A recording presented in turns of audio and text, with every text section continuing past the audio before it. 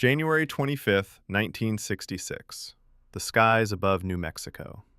At 78,000 feet, nearly 15 miles above the Earth, the laws of biology no longer apply. The air is too thin to breathe. The cold is deep enough to freeze flesh instantly. And outside the cockpit of the SR-71 Blackbird, the friction of the air is hot enough to melt lead. Pilot Bill Weaver is traveling at Mach 3.2, over 2,100 miles per hour. In exactly 3 seconds, his world will come apart. There is no time to react. There is no time to speak. There is only the violence of physics. One man is about to die. The other is about to do something that, according to every manual ever written, is impossible. He is going to survive the destruction of his aircraft without ever pulling the ejection handle. The morning began with routine precision at Edwards Air Force Base. Bill Weaver, a veteran test pilot with over 4,000 flight hours, was suiting up alongside his flight test specialist, Jim Zwarer. Zwarer was a meticulous engineer, a man who triple-checked his instruments before every flight. He had a reputation for staying calm under pressure, the kind of backseater every pilot wanted.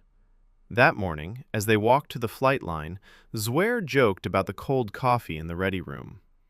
It was the last casual moment either of them would have. Their objective was critical: push the SR-71 Blackbird to its aerodynamic limits. The Air Force needed to squeeze more range and speed from the aircraft.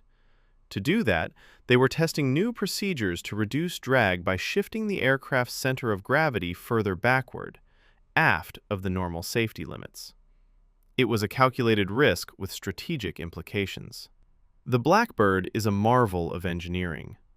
Built from titanium to withstand the searing heat of supersonic flight, it operates on the razor's edge of the atmosphere. At 11:20 a.m., Weaver and Zwarer thunder down the runway.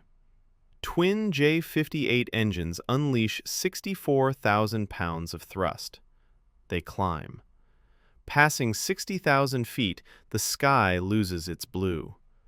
By 70,000, it is a midnight black, even at noon. Below them, the curvature of the Earth is clearly visible. They enter the cruise phase at Mach 3.2. The aircraft is expanding, literally stretching several inches in length due to thermal stress. They are flying inside a blowtorch. The first sign of trouble is a flickering light on the right panel, a malfunction in the right engine's inlet control system. At supersonic speeds, the airflow into the engine must be slowed down to subsonic speeds, or the engine chokes. This is called an unstart. Weaver reacts instantly. He disconnects the automatic controls to stabilize the intake manually. He's done this before. It's violent, but manageable. But today, the plane is flying with its center of gravity pushed back. The margin for error is 0. The aircraft yaws sharply to the right. The nose pitches up. The angle of attack becomes critical. Weaver slams the stick against the stops. Full left, nose down. The Blackbird doesn't respond. The G-forces skyrocket. Weaver tries to radio Zwarer in the back seat, but the intercom is dead. The airframe, traveling at 3 times the speed of sound, turns broadside to the slipstream. Structural failure is instantaneous. The SR-71 does not crash, it disintegrates. Weaver's mind cannot process the event. One moment, he is a pilot commanding one of the most advanced aircraft ever built. The next, he is unconscious, separated from the cockpit, tumbling through the stratosphere. Consciousness returns in flashes. Weaver assumes he is dreaming, a nightmare born of anxiety. But the roar of the wind is deafening. He isn't in bed. He isn't in a cockpit. He is falling. He realizes he is still strapped into his ejection seat. He never pulled the handle. The force of the breakup tore the seat, and Weaver, straight out of the fuselage.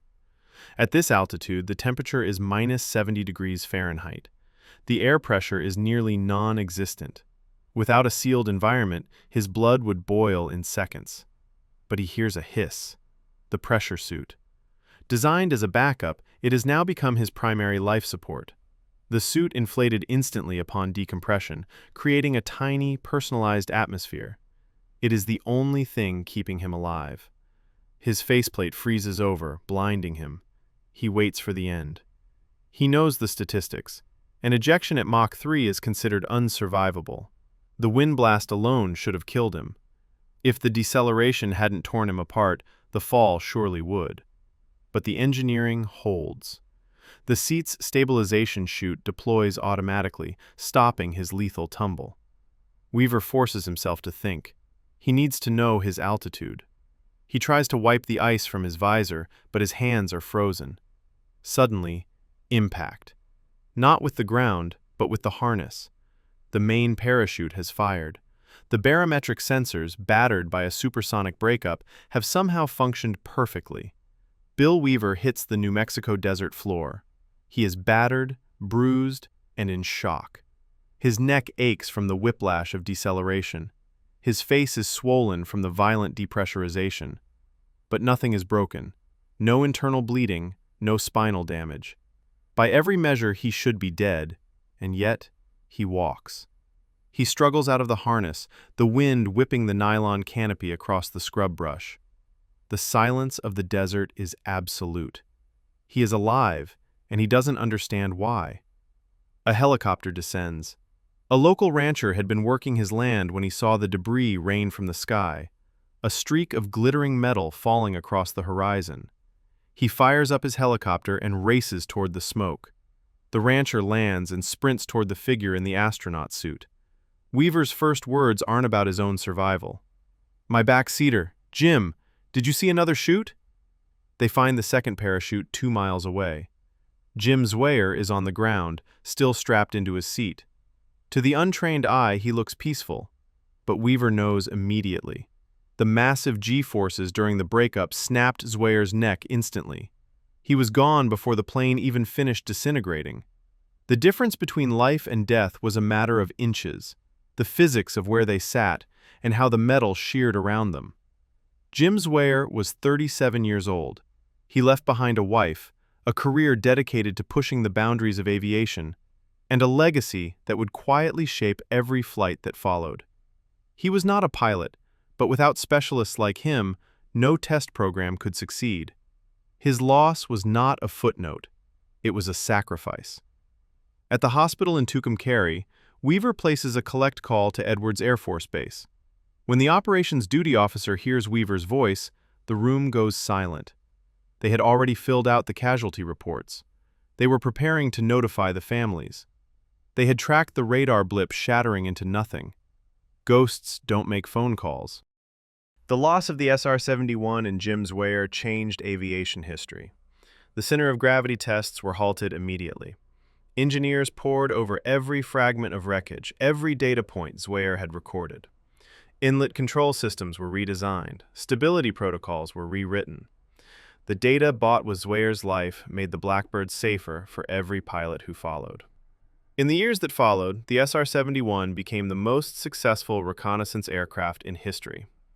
It flew missions over hostile territory for decades, never once lost to enemy fire.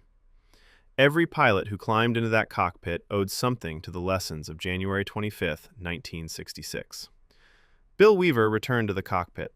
He flew for Lockheed for decades more, testing aircraft, training pilots, and carrying the memory of his friend with him. He never forgot that morning. He never forgot the silence after the breakup. He never forgot the question he asked the rancher. When asked how he survived, Weaver gave the same answer every time.